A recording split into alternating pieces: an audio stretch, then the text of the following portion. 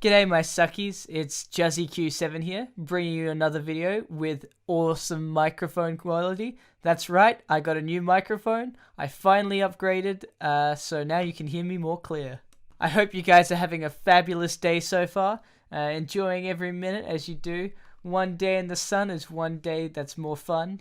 Enjoying a little you time at the beach or at the swimming pool, just having a nice relaxing day. Fair warning before I start this video. This video is a little bit more mature, but I've kind of dampened it down a little bit. If you're not into adult things, please turn away. So today I'm going to talk about the first time I went out clubbing, because in Australia, the age that you can go clubbing is 18 instead of 21 like in America. So at 18, you can legally buy drinks. You can legally go into clubs and dance your living heart out and just have a generally fun time with your mates. Now, the first time I went clubbing, it was a bit random. I was busy chilling at home one night, and my mate was like, "Hey man, I heard you wanted to go clubbing at some point. Would you like to head down to the city with me tonight?" And I'm like, "Yeah, I'd love to, but there's no way I can get down there." So where I live is actually fairly far away from the city. By bus, it would take me an hour and a half to get there, and by car, it maybe take 30-40 minutes, give or take. So it's really inconvenient to get into the city, especially at that time I didn't have my car or driver's license, so I could just not really get there at all. So my mate was like, "Yeah, okay, is there any way you can go? Any way at all?" And I'm like, "Look, dude, I really can't make it tonight. Unless you come up here, you come drive here and pick me up yourself, I'm not going out. I'm just going to stay at home. If we're going to do this, we're going to have to organize it." And he was like, "Yeah, but you can stay at my place at night. It'll be fine. It'll be no hassle." And I'm like, "All right, I'll take this. I'll come down with you. We can sort out where I sleep later. We'll just have a fun night, see how it goes. It's first time clubbing, so we'll do it." So I ring up my mum and I'm like, "Yo mum, I'll be heading to the city. Don't worry too much about me. I'm pretty safe. I won't overdrink. I won't do anything stupid." And she was like, "Yeah, no worries, please be safe. I don't want you coming home in pieces or anything dumb like that." I'm like, "Yeah, I'll be fine. I won't do anything dumb." Little did she know, I did do something dumb. So once we get into the city, my mate's like, "Okay, so my mum's super strict and doesn't like people staying over, so it might be difficult for you to stay over the night." I'm like, "All right, man, that's fine. I could probably sort something out anyway." So he drives over to his place first so he can drop off his bag and anything like that and pick up anything that's necessary for the night. I also drop off my bag at his place so I can easily get to his place afterwards and potentially stay over the night. So what I found out is to go clubbing for the first time, he was also going clubbing for the first time. So what he told his mum was he was heading out with a friend from his high school called Anthony. And obviously, my name's not Anthony. So what he did was he said to his mum, "Oh, I'm going out with Anthony, so he'll be coming here for a little bit and then we'll head out." So he introduces me when I get there as Anthony. And I'm like, "Hey, I'm Anthony. Nice to meet you." And it was the weirdest thing ever because throughout that night, we maybe talked for like 5 minutes or so. I kept on being called Anthony. And I've still gone to his house recently and his mum still calls me Anthony, and I just ride the wave. I'm like, "Hey, yeah, I'm Anthony." So we head off after dropping the car back in the bags and catch a little bus there because that's probably the best way from his house. His house is maybe a 10-minute bus ride, 10-minute car ride to the main part of the city. So we just basically catch a bus and then just chat for a bit and get there, and it's all easy going, easy good. So once we arrive, we pretty much just go to the general area where all these people generally go clubbing and drinking. And in Adelaide, that's called Hindley Street. Hindley Street's a pretty nice place. And when I say nice place, I mean it's a place full of drugs and bunch of people getting drunk and falling over and lots of cops, and it's not that great. Either way, that's where all of these clubs are, so obviously that's what it draws and attracts. So the first thing we do is go to some pub, I don't even remember the name, and just buy a simple drink. And we went to the gambling machines, I can't remember the names of them, And I'm like, hey dude, this is the best time to try gambling. Do it once and find out what it's like to lose. And keep that in your mind, because gambling is, you're most likely going to lose from it.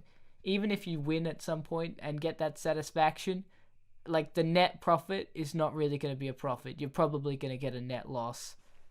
So he chucks his $2 in there and he's like, he plays the game and he goes, damn, that was disappointing. Nothing came from that. I'm like, yep, that's gambling. Then we go to the bar and we just grab a few drinks, and, you know, a couple of really weird guys rock up, and one tells us he's on drugs or whatever, and he's getting off them for his family, and there's been a big divorce.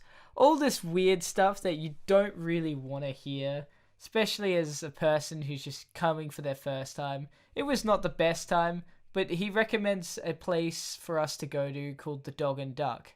So us confused young boys that we are, we're like, what the heck's the Dog and Duck?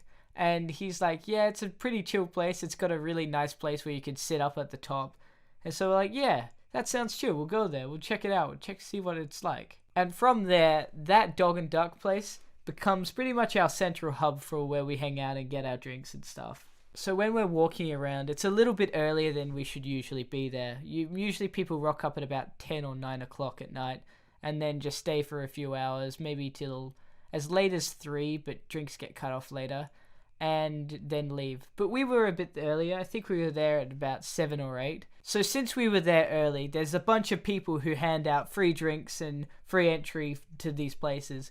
So we were just racking them in, all these cards, all these free drinks. It was pretty golden. So we didn't spend too much money on our first night, and I didn't have to spend much money either. I'll tell you why later on.